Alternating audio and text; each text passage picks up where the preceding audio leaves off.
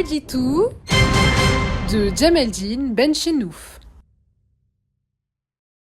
Salam alaikum, Azulfillaoun, bonsoir.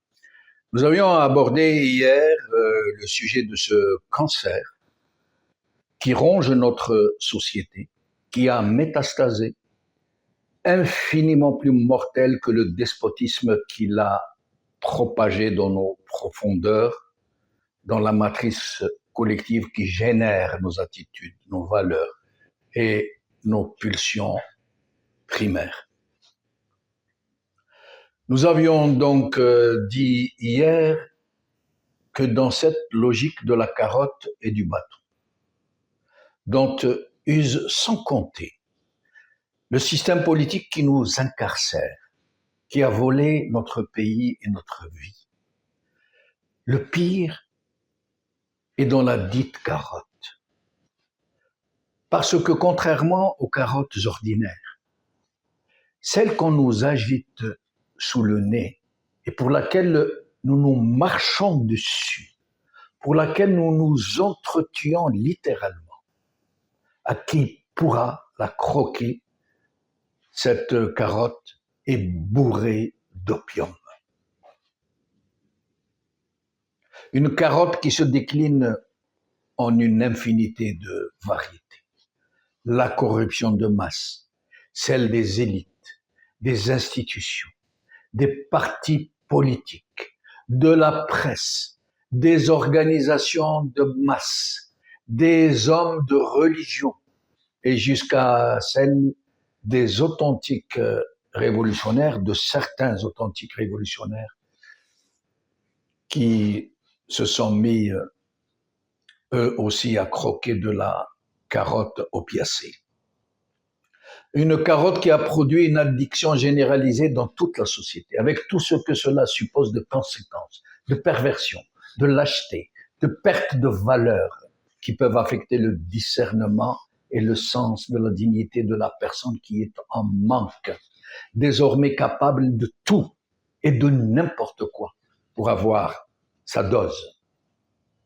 Le pire dans cette situation, que ce n'est pas le drogué qui est mal vu par la société, mais celui qui s'en abstient. Il devient suspect, dangereux et surtout très gênant. Se shooter à la carotte nationale est aujourd'hui montré patte blanche. Cette addiction et cette dépendance, un sujet tabou, se décline pourtant à une échelle quasi nationale, si l'on accepte ceux très rares qui en sont privés parce que considérés comme non dangereux pour le système, du moins pour le moment, comme les populations du Sud, par exemple, les personnes en situation de handicap et autres laissés pour compte, qui ne profitent pas de la manne nationale, de la carotte nationale. L'addiction à la carotte nationale touche, à des degrés divers, la quasi-totalité de la population. Un besoin irrésistible, voire vital, d'avoir accès à sa dose. Et de préférence une meilleure dose que celle de l'autre. Cette dépendance s'est normalisée dans les esprits. Et pire encore, elle s'est moralisée. Il n'est plus honteux d'y avoir recours.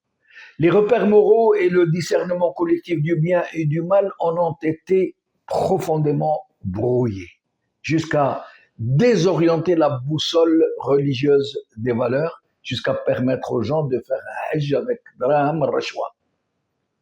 L'exemple du film Le Parrain est significatif à cet égard, où comment l'image du criminel en chef s'impose aux esprits en figure paternelle éminemment respectable, qui rassemble dans ce qu'il inspire les plus belles valeurs humaines, l'honneur, la force, l'intelligence, la parole donnée, le recours contre l'injustice et même le respect de l'Église jusqu'à sa plus haute autorité.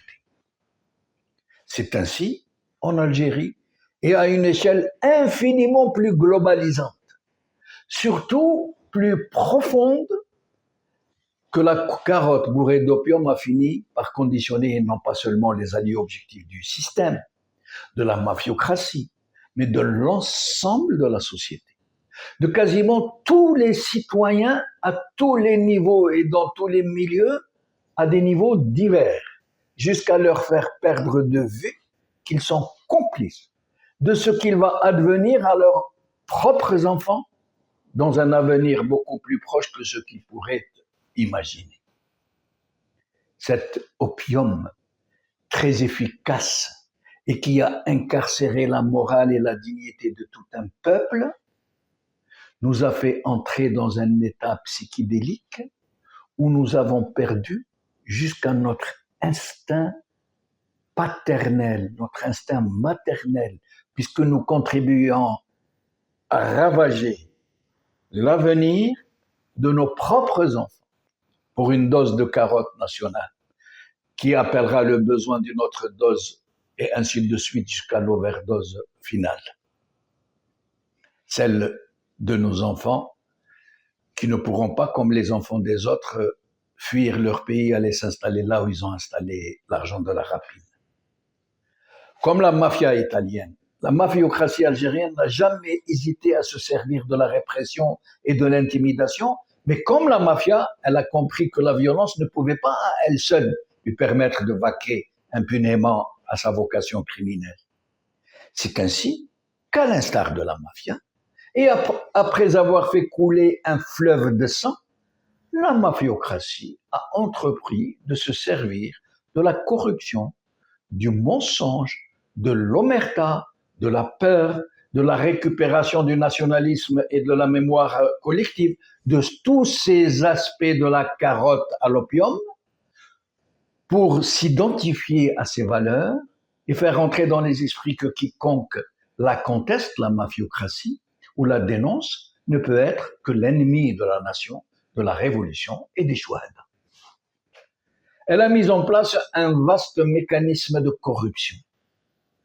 Corruption ciblée des élites et de tous les grands commis de l'État, de façons et d'autres, y compris d'exorbitants privilèges de fonction, qui peuvent laisser croire à leurs bénéficiaires que ce sont des droits liés à leur fonction et donc qui peuvent le laisser profiter de leur bonne conscience. Corruption directe et monnayée en argent sonnant et trébuchant de chefs de l'armée et de barons décideurs, mise en place d'un système truffé de niches qui permet à des centaines de milliers de fonctionnaires de tout grade de se servir, chacun selon son poste, sa fonction et son utilité pour le système. Libéralisation de l'économie qui n'est en fait qu'une vanne de très grand débit pour arroser les clientèles et des opportunistes en tout genre, jusqu'aux pseudo-représentants du peuple, aux partis politiques, aux associations de masse, à la presse, aux magistrats et à quiconque sait s'insinuer habilement jusqu'au robinet.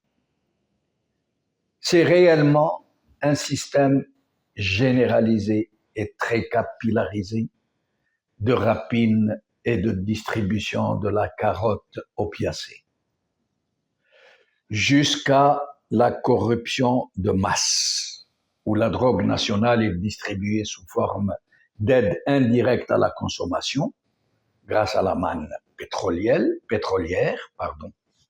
Mais peut-être faut-il rappeler aussi que même cette carotte de l'aide à la consommation sert aussi à arroser les clientèles les plus proches du régime, puisque ce sont elles, ces élites, ces clientèles, qui importent quasiment tous les produits de la dite consommation et qui donc se sucrent au passage à coups de milliards de dollars dans l'opacité la plus totale.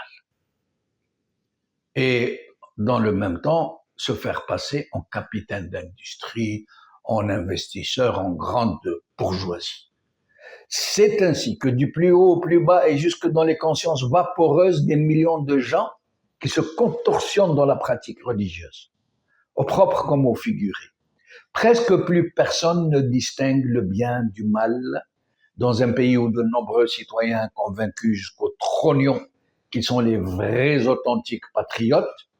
Il est désormais très méritoire et hautement patriotique de clamer sans vergogne عسكرية ماشي مدنية. وبقوا على خير.